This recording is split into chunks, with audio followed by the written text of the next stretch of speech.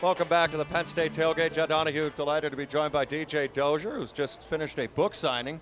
Book Game Day through Triumph over at the Penn State bookstore. Blair Thomas remains. The hits keep on coming. More running back talent.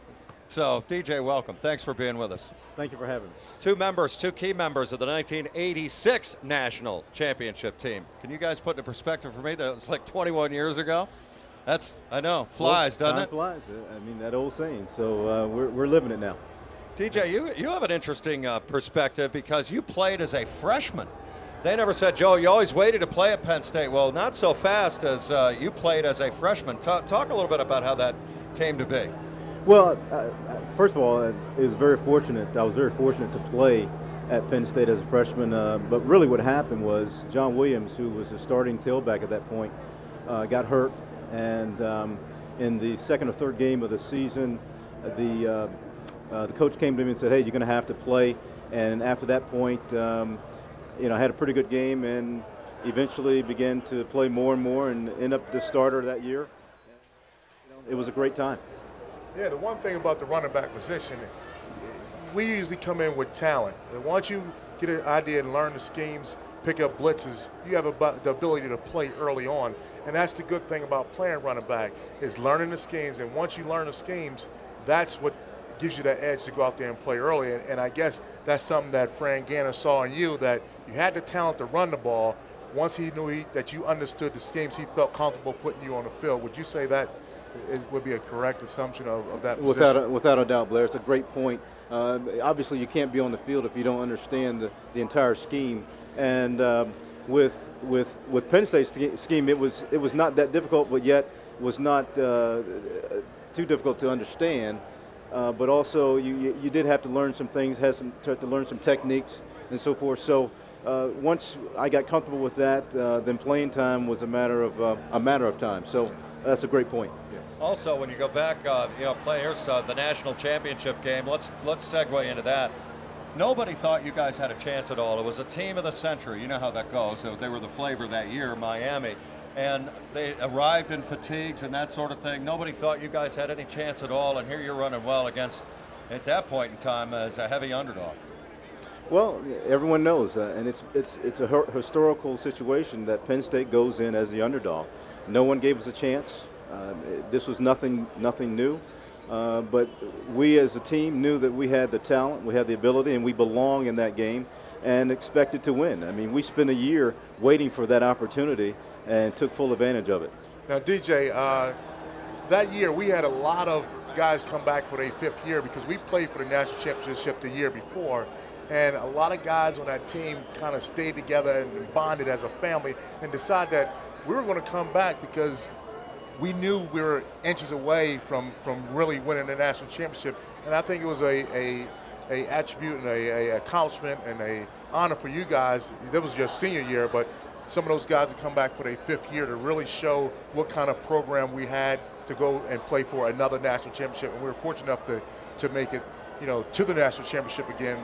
But talk a little bit about the team camaraderie and leadership of that team.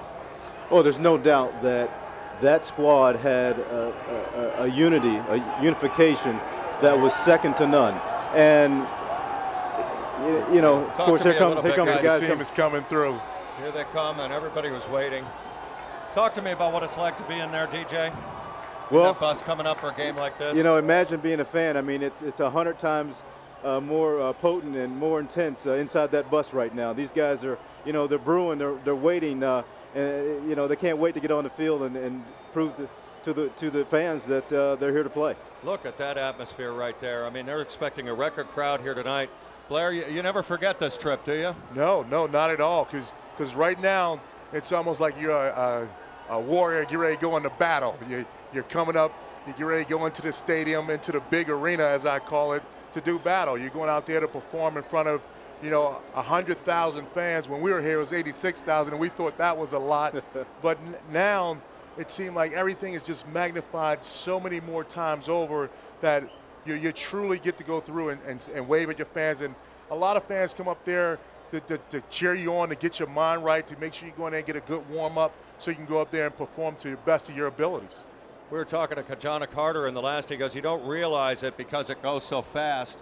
Is that pretty much? I think he's right on the button. You know, this is a special time you're going through here as a young man. It's a quick 4 years, and you know, Joe always said enjoy every game, because there's going to be a day when you're going to have to look back and only reflect on these moments. So enjoy every moment you can, and play it like it was your last. There is nothing like a big game here, and this is qualifies as a big game. I mean, it's Notre Dame, and there's kind of a different feel this week, Blair. I mean, we talked with Florida International, but I mean, this is you're on national TV tonight. This is big.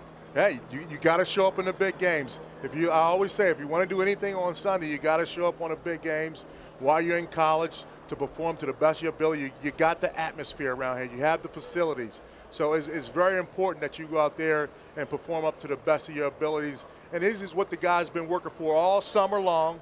They've been working for big games like this. DJ, I remember the 1986 Notre Dame game, and boy, they had you know, it was Lou Holt's first year, and I mean, they were throwing for the lead late. That was and both of you guys, I know, that was a scary afternoon in South Bend. No, it was a tough game, and you know, Lou Holtz was a great coach, and certainly always brought a great team, and put a great product on the field. So you knew you had to show up. Fortunate enough, we played a great game. Our defense once again kept the Notre Dame team from scoring in that last minute there, and we walked away with the victory to go on to the championship. And one of the captains that year, Bob White, one of the rare guys that's played on both the 82 and the 86 national championship years. You guys just hung together, and that was, I mean, you didn't blow anybody out really at all in 1986. All of them were firefights. Well, again, it was a team that knew how to play together as one. It was an effort by 22 guys plus that knew how to play together. And we had spent, as Blair was saying earlier, we had spent a year waiting for a moment to get back to the championship. Throughout the whole offseason, we learned how to work together. And each and every game was an opportunity to show exactly how we played together as a team rather than individuals. We really appreciate you coming on and sharing some stories. It's been really Thank you for great. having me. DJ Dozier, everyone.